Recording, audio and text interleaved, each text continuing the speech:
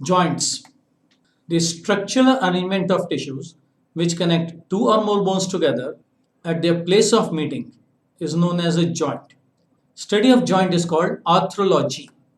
Joint makes the body flexible. Joints are of following types: immovable joints, which are called synarthrosis, and the movable joint, which are called diarthrosis.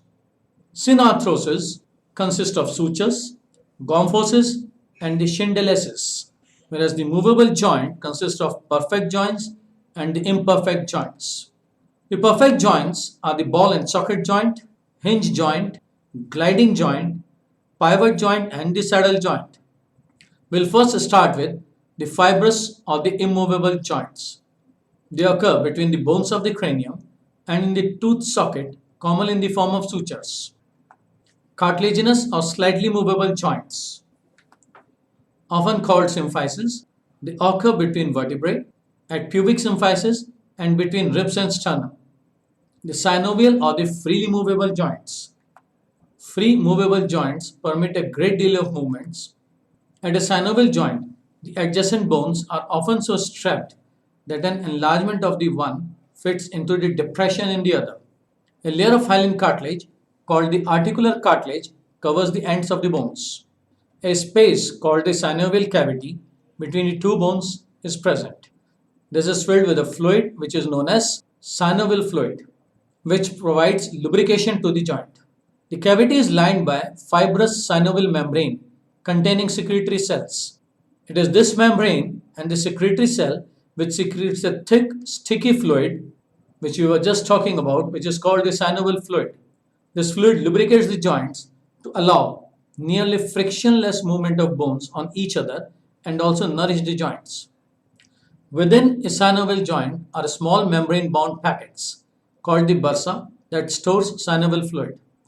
If fluid is secreted less, the joint becomes inflammative and painful. This condition is called osteoarthritis, which causes severe pain in the bone and the joints. Types of synovial joints. Ball and socket joint, in which one bone forms a ball-like head that fits into a socket formed in the other bone. Movement is possible in all directions, that is in nearly 360 degrees. For example, the humerus and the pectoral girdle. This is a typical diagram of a ball and socket joint which allows movement in practically all directions. The hinge joint. The joint allows movement in one plane only. Example: knee joint, the elbow joint, ankle joint, and the joint between phalanges. This is a diagram of hinge joint. Angular, ellipsoid, or the condyloid joint. It allows movement in two directions, side to side and back to forth. Oval condyle of one bone fits to the concavity of the other bone, as is present in skull and vertebrae. The gliding or the plain synovial joint permits sliding movement of two bones on each other, that is in wrist and in ankle. This is a simple gliding plain synovial joint.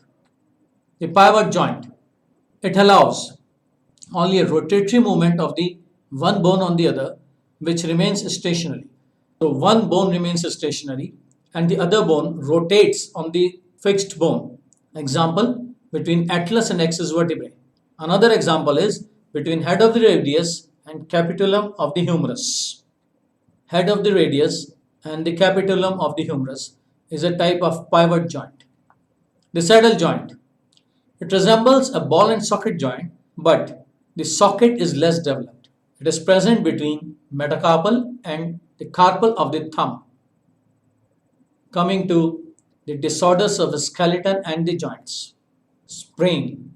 It involves a stretching or tearing of tendons or the ligaments. Very painful condition. Arthritis. Inflammation of the joints. Again, painful condition. Dislocation. Displacement of bones from their original position at a joint. The slip disc. It is a displacement of vertebrae and epiphyses from their normal position. Fracture. Any discontinuity or breakage of a bone. Types of fractures. There is a green stick fracture. It is merely a crack. The bone remains partially intact. Simple fracture. Bone breaks into two parts, but these parts remain at their site of fracture. Compound fracture. Bone breaks completely into a fragment which may even come out of the skin. Therefore, these fragments are displaced from the site of fracture. The avulsion fracture, a small piece breaks from the bone but remains attached to the bone with the help of ligament.